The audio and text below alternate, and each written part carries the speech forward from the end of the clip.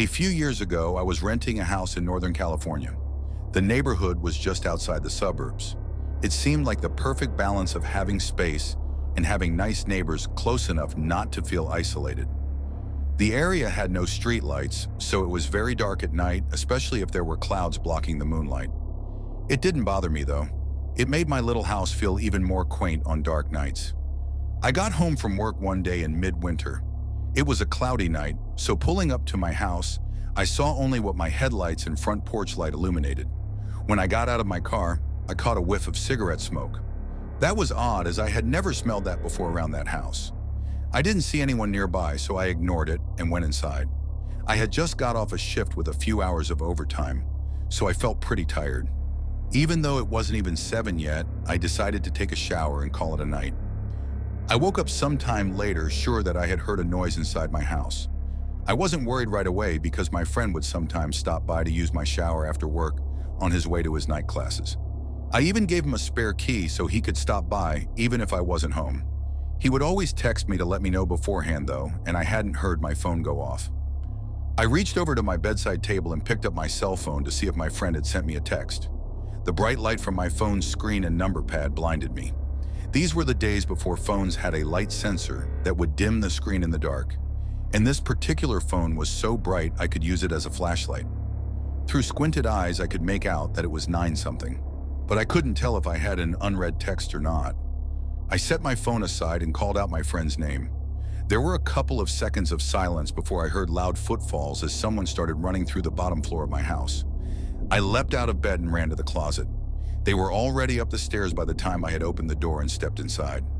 That house had 3 rooms upstairs, 2 bedrooms on either side of the hallway, the one I was in and a spare, and a bathroom at the end.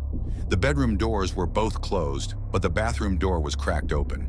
I heard whoever was in my house thunder down the hallway past my door and into the bathroom. Thank God he did.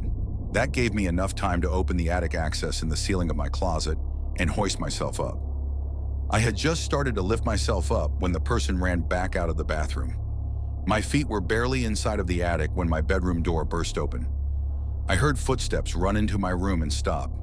When they didn't see me in that room, they ran back to the hallway and into the other room, which just had boxes stacked in a corner, some weights, and a table where I painted my miniature models. I guess they decided that if someone were hiding, it would be in the bedroom, because they charged back into my room and turned on the light. A moment later, the closet door was ripped open. I was crouched in my attic just a foot or so away from the access, so I could try to stop them if they started to climb up. From my vantage point, all I could see was from about their knee down. They were wearing dirty blue jeans with frayed cuffs and worn work boots. After a few seconds of looking in the closet, they stepped away, and I heard a loud crash come from my room, followed by a scream of frustration and anger. That scream was the most unnerving part of the incident for me. It reminded me far too much of my stepfather, who would scream in a similar way when he lost his temper. He would eventually be put in a mental hospital for several mental disorders that resulted in erratic and violent tendencies. The man in my house ran back down the stairs. I heard crashes and clatters as things were thrown around and furniture was knocked over. I stayed crouched in the attic. I had left my cell phone when I ran for the closet, and I wasn't certain I could climb down without him hearing. After some time, the noises stopped. I started counting slowly. When I reached 1,000, I decided it was safe enough to climb down and call the police. The first thing I noticed when I exited the closet was the intruder had flipped my bed over. I assume in an attempt to find me. That was the loud noise I had heard after he stepped away from the closet. I couldn't find my cell phone, so I went to the landline by the bed and called the police. I waited in my room until I heard them call out from downstairs.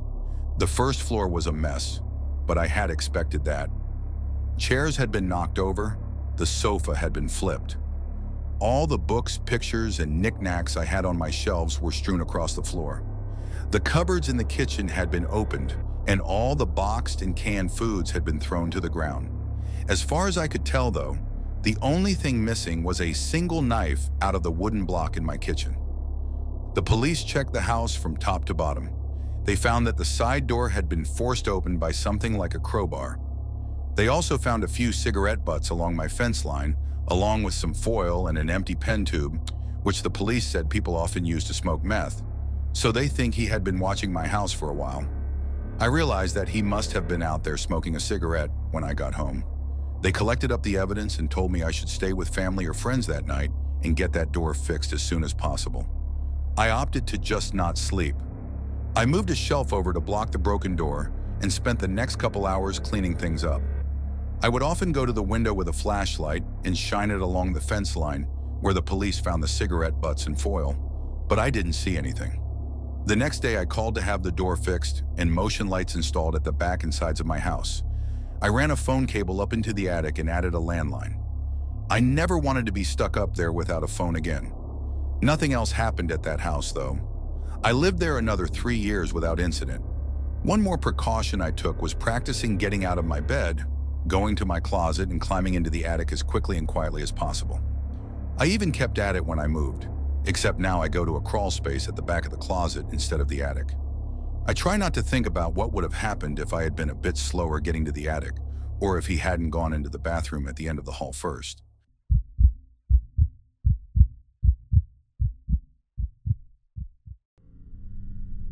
It was the middle of summer, and my parents had left for the weekend to go to our house in Cape Cod. It's about a 2-hour drive away, so it's no big deal for them to leave me alone for a few days. My mom had made some pulled pork and pasta for me to heat up to eat whenever, and I had some money if I wanted to order a pizza. Things were all good. The first night I was alone, I stayed up till 3 in the morning, playing Xbox, so I woke up really late the next day. I checked my phone when I woke up and saw it was a little past 1. I had made plans to play some street hockey with my friends at 3, so I threw myself out of bed and stumbled into the shower. I take long showers, so when my parents are gone, I go mental. I was in there for about 45 minutes on my phone scrolling through Reddit and Twitter and whatnot when I heard my front door open. The bathroom is directly up the stairs from the back door, and the thing is pretty loud when it opens and closes. I immediately froze since obviously I was supposed to be alone. I waited for about 2 minutes, ears trained in trying to hear anything else. Nothing. I figured it was just the wind, or maybe my parents were home early, so I turned off the shower, wrapped my towel around myself, and slowly walked down the stairs to check it out. So the stairs to the kitchen, where the back door is, are pretty tight and walled in, so it's essentially like walking down a tighter version of this, but replacing the rail with a wall. So I can't see into the kitchen when I walk down. Even though my house is old as shit and each step on the stairs makes a super loud creak, I still took my time and tried to be as quiet as possible. I probably took 45 seconds walking down all 12 of the stairs. So when I get to the second to last stair, right before I could see around the corner into the kitchen, I take a little breath to compose myself. In my mind, I knew I was being stupid. There obviously wasn't anything in the kitchen. There's no way I wouldn't have heard another noise, and there's no reason for them to still be in the kitchen even if there were burglars or something. After sort of mentally chastising myself for being such a wuss, I sort of chuckled to myself for being so stupid and just normally walk the last 2 stairs and turn the corner into the kitchen. Standing about 2 feet away from me in the middle of my kitchen is a man staring straight at me, perfectly still, with a massive smile across his face, just staring at me. The thing I remember most vividly wasn't his face or his smile, but his arms. They weren't just at his side. He held them in the strangest, most abnormal position I've ever seen. They were where one would normally hold their arms, but he had rotated them to the point where they were almost completely reversed, as well as lifting them up and a little behind himself. I don't know why I remember this so much, but it's just the most demonic, abnormal position I've ever seen. Honest to God, I think I almost had a heart attack right there. Looking back, I can realize how creepy this situation was. But in the moment, I just took a step towards him and punched him as hard as I could in the jaw, sort of half slapping, pushing him toward the ground. The second I connected, I beelined up the stairs, dropping my towel in the kitchen with my heart beating out of control. I sprinted into my room and locked the door behind me. I quickly put a chair up against the doorknob like you see in TV. Almost without thinking, I immediately called 911 and nearly in tears told the operator what happened. As I sat on the floor of my room, in practically the fetal position, staring at the door, praying that a cop would be here soon, I noticed the light coming from the gap between my door had stopped. The fucker was standing right outside of my door. There's no words to describe the feeling I had. I was paralyzed with fear, watching the shadow across the bottom of the door shift in tiny ways. I stayed balled up, staring at the gap, praying the man would go away for what seemed like an hour. All the while, the 911 operator was asking, "Hello? Sir, are you there? Hello?" I didn't want to make a noise, and even if I wanted to move my arms to bring the phone to my mouth, I don't think I could have. Eventually, the light returned to the gap, and I heard the faintest of footsteps, slowly creaking the wooden floorboards as he walked down the hall. It was silent for minutes as I just sat there curled up, unable to even speak. I heard banging on the front door and the sound of 2 officers entering my house.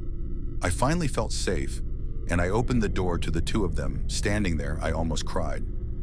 Nowadays, my parents don't even leave me home alone anymore, thank God, and I check every lock on the house before going to bed. I still get nightmares occasionally, and my heart starts racing whenever I see someone standing still. But I'm doing all right. Even working with sketch artists and a few lineups, the police never found whoever the fuck was in my house. That sends shivers down my spine every time I look outside, half expecting to see him standing across the street smiling under a lamppost. I have no idea what he wanted or who he was, but regardless, let's not meet ever again.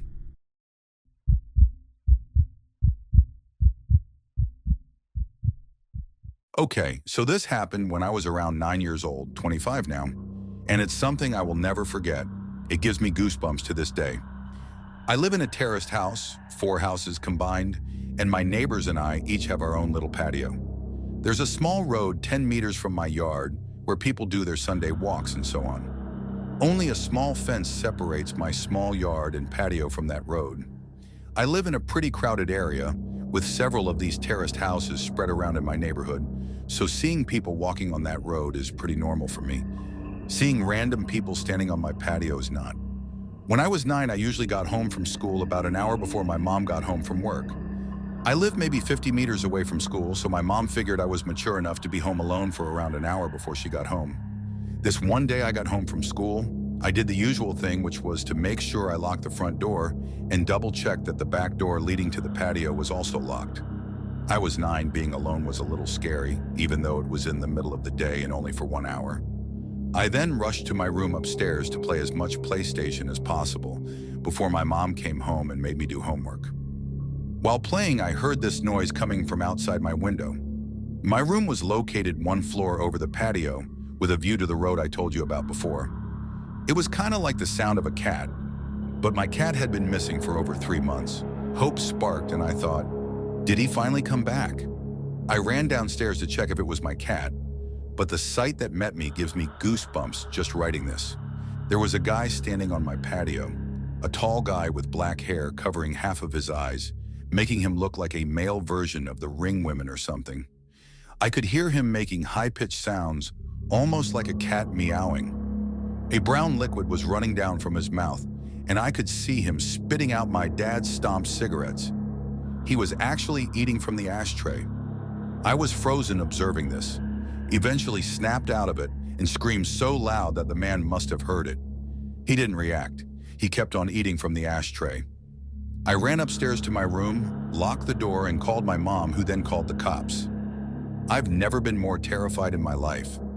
Laying in bed under my sheets, shivering with fear, as I hear these creepy, high-pitched noises from the guy eating cigarette stumps from the ashtray on my patio. I kind of blacked out for a moment, because the next thing I remember is the police arriving on the road by my yard. I hear them talking to the guy, saying stuff like, "What are you doing? Get over here or we will come down and arrest you," and so on. He didn't respond, but the high-pitched sounds was more frequent and louder. I decided to look through the window, feeling safe now that the cops were there. I could see 2 police officers standing by my fence, 1 man and a woman. I did not see the creepy man, however, because he was standing directly 1 story under me and my field of view. The police jumped the fence, and I remember hearing the creepy guy screaming louder than anything I've ever heard before. He charged the female police officer with full force, and he fucking knocked her out cold. The male officer then immediately tased the guy, leaving him shaking on the ground, screaming still. The policeman struggled to keep him on the ground while putting handcuffs on him, but eventually made it. After a while, he managed to wake up the female police officer, who seemed to be badly hurt. He called for backup and an ambulance, and then he sees me standing in the window above him. The expression on my face must have been something else, because he just looked at me and said, "I sure as hell hope you didn't see all that." I started to cry.